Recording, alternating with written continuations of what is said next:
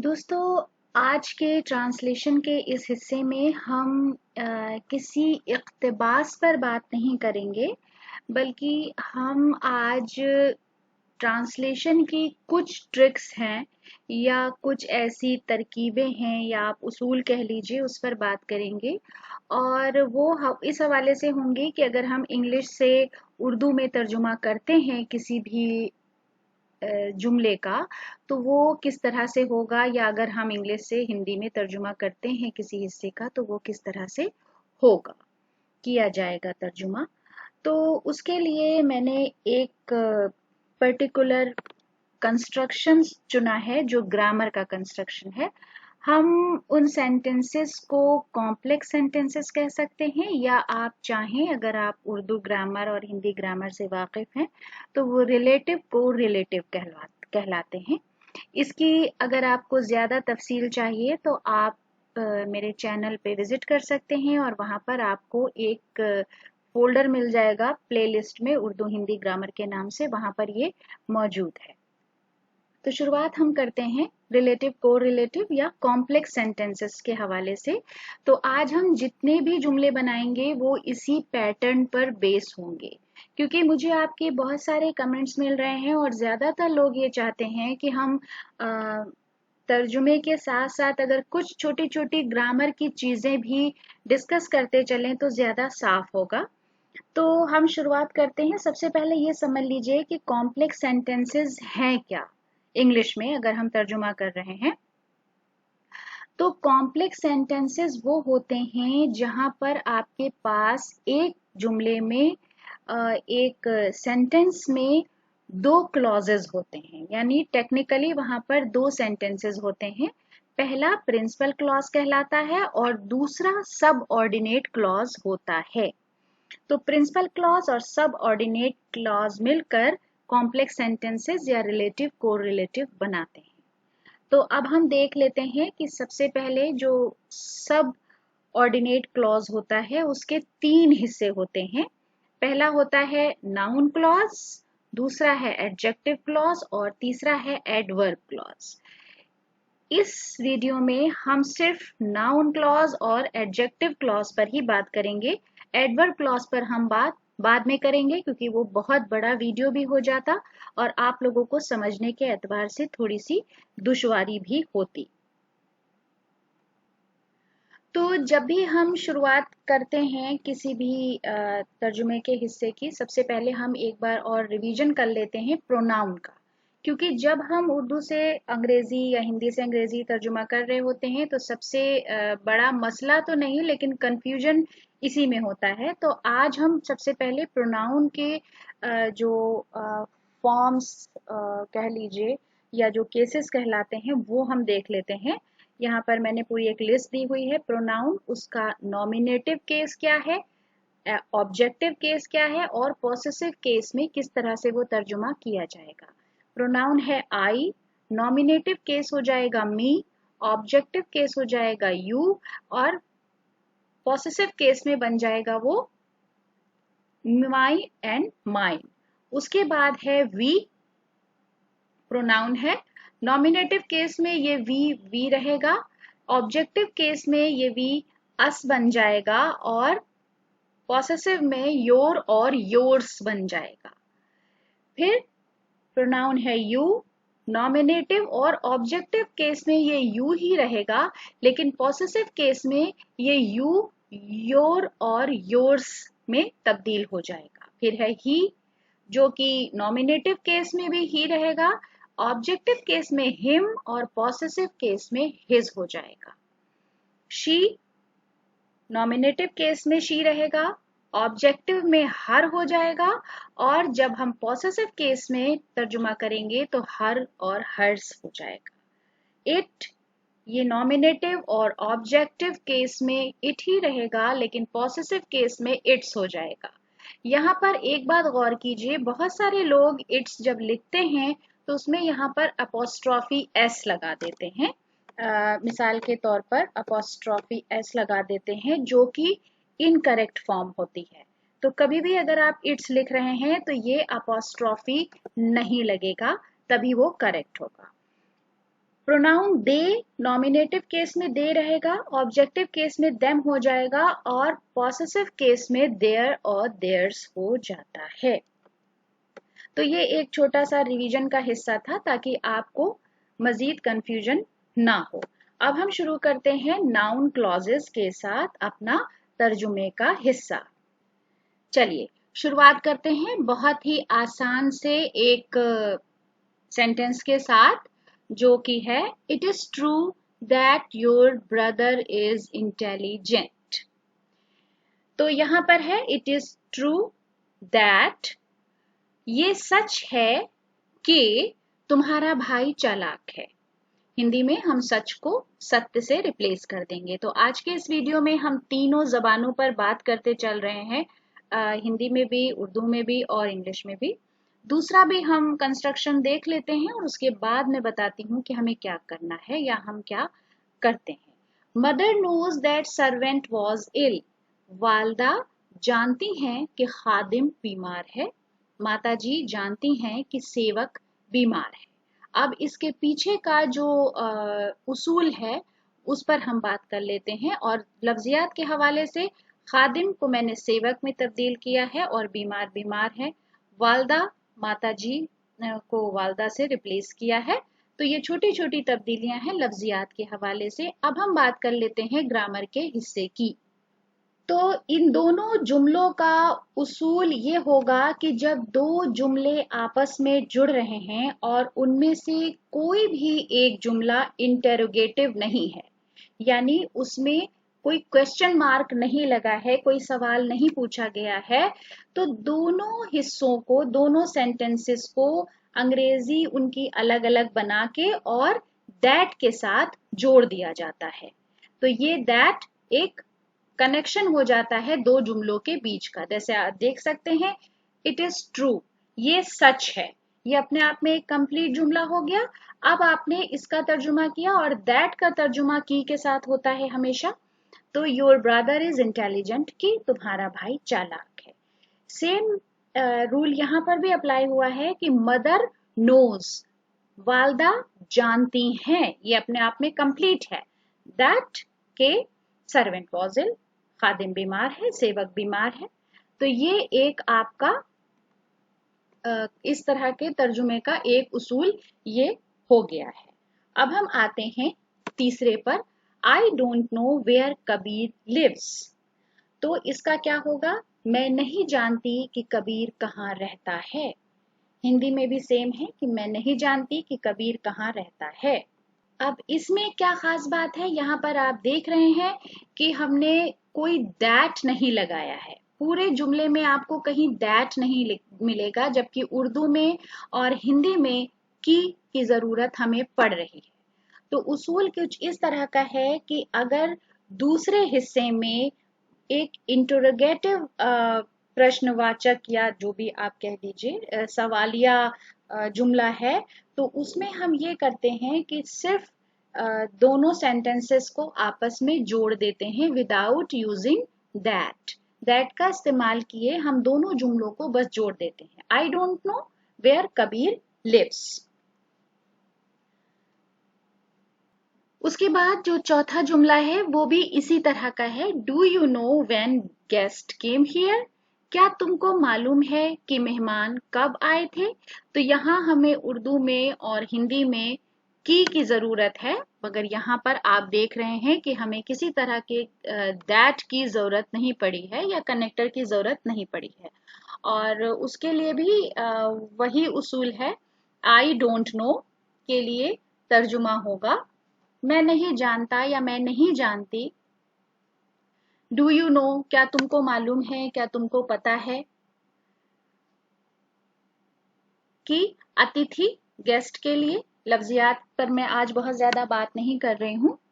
तो जब हम कहते हैं कि अतिथि कब आए थे, तो व्हेन गेस्ट केम हियर, तो वो बन गया अतिथि कब आए थे। यहाँ पर भी हमें दैट की जरूरत नहीं है। सेम रूल यहाँ पर आप अप्लाई करेंगे। दूसरी बात एक अहम तर्जुमे के हवाले से ये है कि जब हम उर्दू और हिंदी में तर्जुमा करते हैं तब हम इस तरह के जुमलों में भी क्वेश्चन मार्क लगा देते हैं, लेकिन अंग्रेजी में जब तक आपके पास शुरुआत में कोई भी इंटरोगेटिव वर्ब ना हो या कोई ऐसा लफ्ज ना हो जिससे सवाल पूछा जा रहा हो, तब तक आप ये क्वेश्चन मार्क नहीं लगा सकते हैं या नहीं लगाना चाहिए। ग्रामेटिकली ये इनकरेक्ट माना जाता है। उसके बाद है हमारा पांचवा जुमला है, do you not know that doctor Ambedkar was the framer of our constitution? क्या तुम नहीं जानते हो कि डॉक्टर अंबेडकर हमारे आइन के मौजिद थे? क्या तुम नहीं जानते हो कि डॉक्टर अंबेडकर हमारे संविधान निर्माता थे? अब यहाँ पर क्या उसूल है कि अगर पहला हिस्सा या पहला सेंटेंस सवालिया है तो दूसरा सवालिया अगर नहीं है, हिस्सा दूसरे में सवाल नहीं पूछा गया है, तो दोनों जुमलों का हम तर्जुमा करके उसमें दैट जोड़ देंगे। ठीक, पहला हिस्सा अगर सवालिया है और दूसरा अगर सवालिया नहीं है तो हम सीधा सीधा उसका तर्जुमा करेंगे और दैट से उसे जोड़ देंगे। तो डू यू नॉट नो, क्या तुम नहीं जानते हो या तुम्हें नहीं पता है, that doctor Ambedkar was the framer of our constitution, doctor Ambedkar हमारे आइन के मौजिद थे। उसके बाद हम छठा जुमला देख लेते हैं। अच्छा, छठा जुमला है, what Kabir sad it true. जो कुछ कबीर ने कहा वो सच है, जो कुछ कबीर ने कहा वो सत्य है। तो यहाँ पर क्या है कि जो कुछ जो लफ्ज आ रहा है, जो कुछ आप दोनों जबानों में देख रहे हैं, उसके लिए हम तर्जुमे में व्हाट का इस्तेमाल करेंगे। तर्जुमे के लिए व्हाट का इस्तेमाल किया जाता है, जो कुछ, याद रखिए। सातवां जुमला भी इसी पर बेस्ड है, pay attention to what the teacher says. जो कुछ उस्ताद कहते हैं उस पर गौर करो, जो कुछ अध्यापक कहते हैं उस पर ध्यान दो। तो यहाँ पर आप देख रहे हैं दोनों जुमलों में व्हाट के लिए जो कुछ आया है। फिर आठवां जुमला हम देख लेते हैं, आई कैन नॉट से weather he will pass this year और नॉट। मैं कह नहीं सकती कि वो इस साल कामयाब होगा या नहीं। मैंने पास का तर्जुमा कामयाब से किया है। वो कह नहीं सकती कि वो इस साल सफल होगा या नहीं। यहाँ पर क्या है, इसमें आपको दो ऑप्शन दिए गए हैं। ठीक, ऐसे जुमलों में वेदर और नॉट का इस्तेमाल होता है। वेदर का इस्तेमाल होने पर की के लिए दैट का इस्तेमाल नहीं करेंगे। तो ये आप एक उसूल याद रखिएगा, वेदर और नॉट जहां पर भी होगा वहां पर ये जो की है या के आप जो भी कह लें, उसके लिए हम दैट का इस्तेमाल नहीं करेंगे। तो दोस्तों ये हमारा हिस्सा हो गया नाउन क्लॉजेस का। अब हम बात करते हैं एडजेक्टिव क्लॉजेस पर। तो एक और उसूल आप समझ लीजिए कि जहां पर भी एडजेक्टिव क्लॉजेस इस्तेमाल हो रहे हैं वहां पर आपको who, which, what, whom, that, relative pronouns और when, where, why, how relative adverbs आमतौर पर शुरुआत में मिल जाते हैं और इससे पहले उनसे रिलेटेड नाउन्स का इस्तेमाल किया जाता है। तो ये एक छोटा सा आपके लिए रूल था जिसे आप याद रखें। अच्छा, तो हम सबसे पहले देख लेते हैं कि this is the man who came here yesterday. ये वही शख्स है जो कल यहाँ आया था। हिंदी में है, ये वही व्यक्ति है जो कल यहाँ आया था। पहले हम तीन जुमले साथ में देख लेते हैं और उसके बाद हम उसकी ग्रामर पर बात करेंगे। These are the boys whose books were lost. ये वही लड़के हैं जिनकी किताबें खो गई थीं। तो अगर आप चाहें तो आप लड़के यहाँ पर ला सकते हैं, वही से रिप्लेस कर सकते हैं। वही और लड़के दोनों इंटरचेंजेबल हैं। ये वही लड़के हैं जिनकी पुस्तकें खो गई थीं, हिंदी में।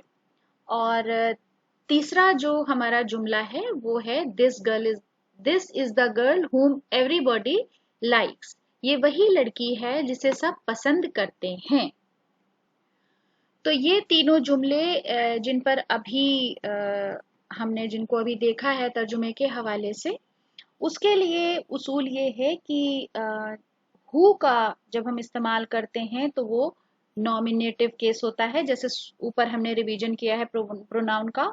और हुम का इस्तेमाल ऑब्जेक्टिव केस में और हुज का इस्तेमाल पॉसेसिव केसेस में होता है। तो ये बातें आपको याद रखनी है। उसके बाद हमारा चौथा जुमला है, These are the birds which mother feed। यहाँ पर which का इस्तेमाल हुआ है। ये वही चिड़ियां हैं जिन्हें वालदा दाना चुगाती हैं या खिलाती हैं। और वालदा को वोकेबलरी के हवाले से माता जी से रिप्लेस किया है। तो यहाँ पर उर्दू के हवाले से या हिंदी में कोई भी तब्दीली नहीं दिखाई दे रही है, लेकिन इंग्लिश में तब्दीली है। यहाँ पर विच का इस्तेमाल हुआ है। तो आमतौर पर जब हम विच का इस्तेमाल कर रहे होते हैं तो वहां पर चिड़ियों या जानवरों की या जो इन एनिमेट ऑब्जेक्ट्स हैं उनके लिए विच का इस्तेमाल किया जाता है। जैसे आप देख सकते हैं, पांचवा जुमला भी इसी पर बेस्ड है। द फिश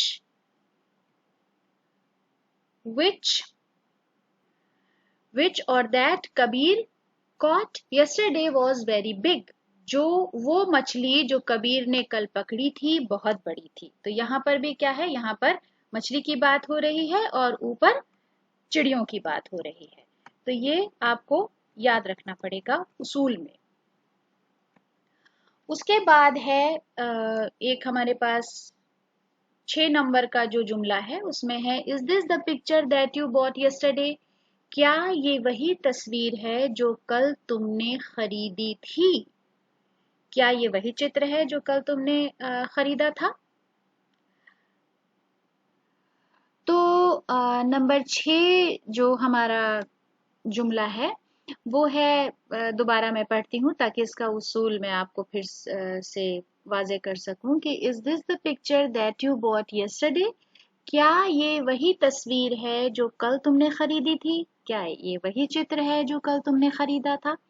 तो अब आप यहाँ पर देख रहे हैं कि जो हमारे पास ऑब्जेक्ट है पिक्चर, वो क्या है, इनएनिमेट है, यानी जिसे हम कहते हैं कि निर्जीव है, कोई इंसान नहीं है, कोई लिविंग नहीं है।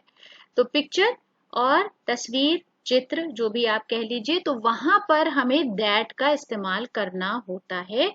इनएनिमेट ऑब्जेक्ट्स के लिए आमतौर पर दैट का इस्तेमाल तर्जुमे में इंग्लिश के किया जाता है। फिर है 7 नंबर जो जुमला मैंने लिया है उसको हम देख लेते हैं। Try to avoid such people as waste their time।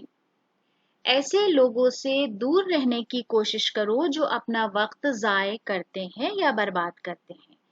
Hindi में है, ऐसे लोगों से दूर रहने का प्रयत्न करो जो अपना समय नष्ट करते हैं। तो इसका उसूल ये है कि जब हमारे पास सच आ रहा है इंग्लिश में तो उसके बाद हमें एज का इस्तेमाल करना होता है। तो try to avoid such people as waste their time. ऐसे लोगों से दूर रहने की कोशिश करो जो अपना वक्त जाय करते हैं।